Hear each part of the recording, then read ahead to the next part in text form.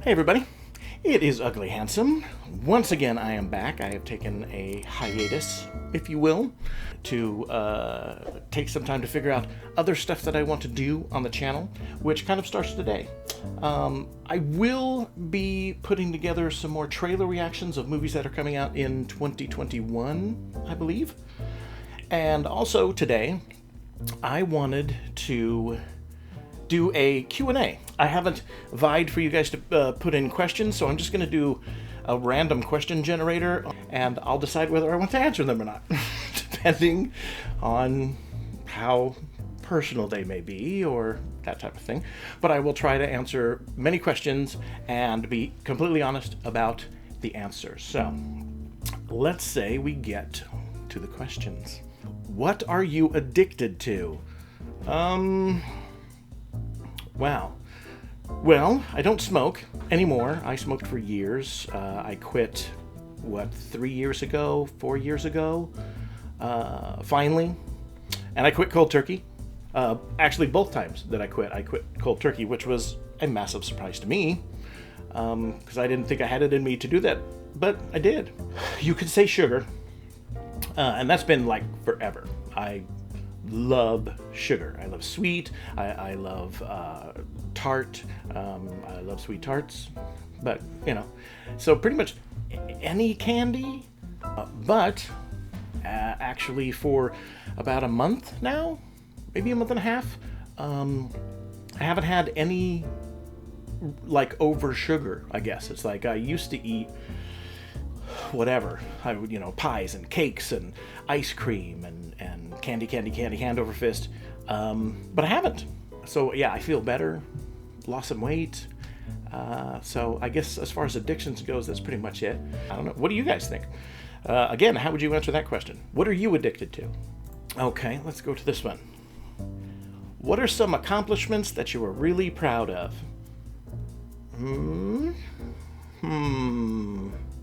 I had a really dark, kind of abusive childhood. I had stepfathers. Two of them were very abusive alcoholics, sometimes physical, but mostly mental, emotional kind of abuse. So I think I came out of that pretty well. I mean, I still have baggage from that and, problems with that. That I believe I've been working on most of my life. They don't affect me like they used to before, but I know there's still damage there that may not be healed or fixed. But yeah, I'm proud of the accomplishment of not going down the route that like my stepfathers did. I'm proud of the acting that I've done in my life. I started late in my life. I consider it to be late because I was terrified. But then again, my childhood, I was pretty much terrified of everything. And so I didn't start until my junior year of high school. I should have started when I was a freshman, but I was just too scared. And really what only got me started was speech team. Nobody probably knows what that is anymore because nowadays people call it forensics. So basically it was just, you would go and compete. You would like do a speech, or you would do short scenes, like tiny little one act kind of plays. And that's what I did with my friend Tonya. And it was my first time. I hadn't been in speech team very long, and we went, like I did something. I really liked doing it, and we won. We got first place. So that was where it started. And then through speech team, there was another teacher. He started like a drama class. And so that's kind of where it got cultivated and that type of thing. I won't blather on about that basically, but as far as acting, I've done a lot of things that I'm proud of. There's not many things performing wise that I look back and that I'm not proud of. So I don't like talking about myself in terms of kind of tooting my own horn or, being proud of myself. But I'm trying to break out of that too, and I try to embrace that I did this thing and people really appreciated it, so that's a good thing. So just take the compliment. So I'm trying to do that. That was long. What's your definition of a good human being? Okay. My definition of a good human being is someone who obviously is good, does good things, but kind of his words, his or her words and deeds match up. So I think it's a combination of someone who says what they mean and is sincere, that can be honest, and someone whose actions mirror that. Really importantly, and I didn't come across this until later on in my life, but it was the idea of self-awareness. Things that you say and do are going to affect people. So part of the definition of being a good person is being self-aware, being able to see your own flaws. So if you do something wrong, you admit you did something wrong, and you try to make amends for it. And it has to be sincere. So, trying to make a long story short, a good person is someone who is honest, open,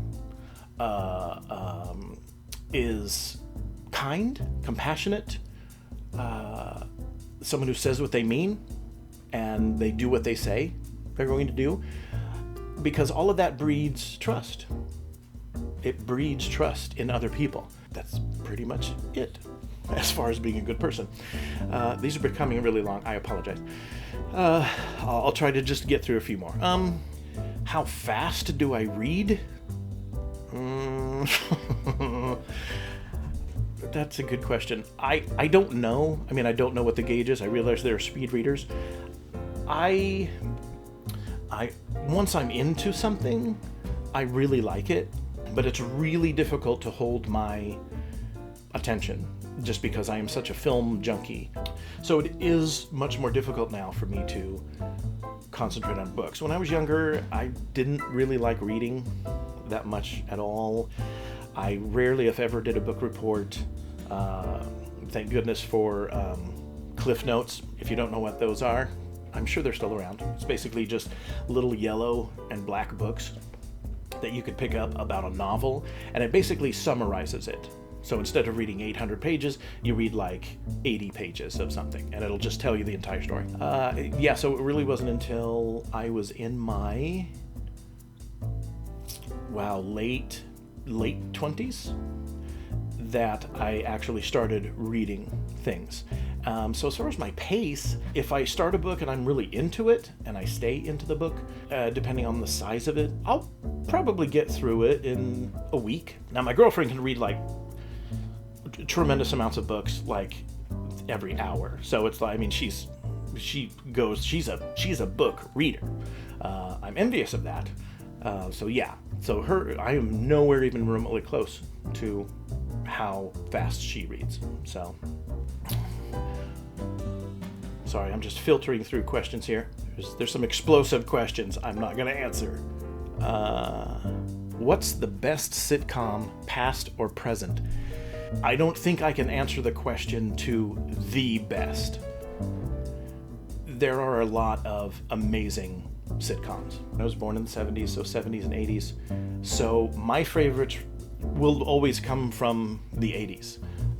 Not that there aren't good sitcom shows nowadays, but there was just something different about sitcoms in the 70s and 80s. I don't know what it was. It was like there was a heart to them. Definitely would be WKRP in Cincinnati. If you don't know what that is, and you really like sitcoms, and you don't mind looking at retro old things, it's magnificent. It is one of the funniest television shows I've ever seen in my life. Along with that, there was a show called Soap. SOAP. Was kind of poking fun at soap operas. And it is hilarious. And, I mean, that's what's so great about it. It had a mixture of being stunningly hilarious and very touching at times, and dramatic, and, so on and so forth. So it's really, really great. So WKRP in Cincinnati, Soap. I mean, gosh, there were so many. Alice, One Day at a Time, The Jeffersons, Good Times, Welcome Back, Cotter. I liked Welcome Back, Cotter. Nobody knows what that is today, I'm sure.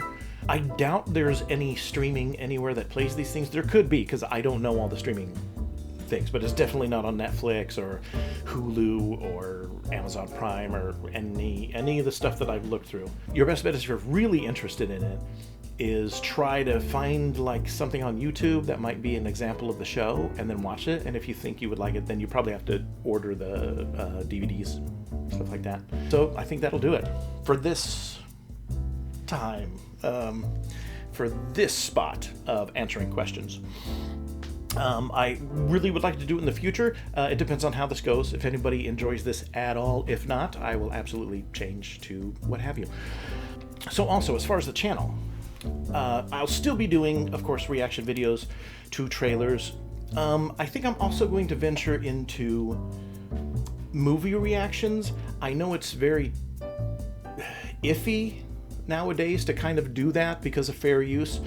I generally don't worry about being demonetized because I'm not monetized.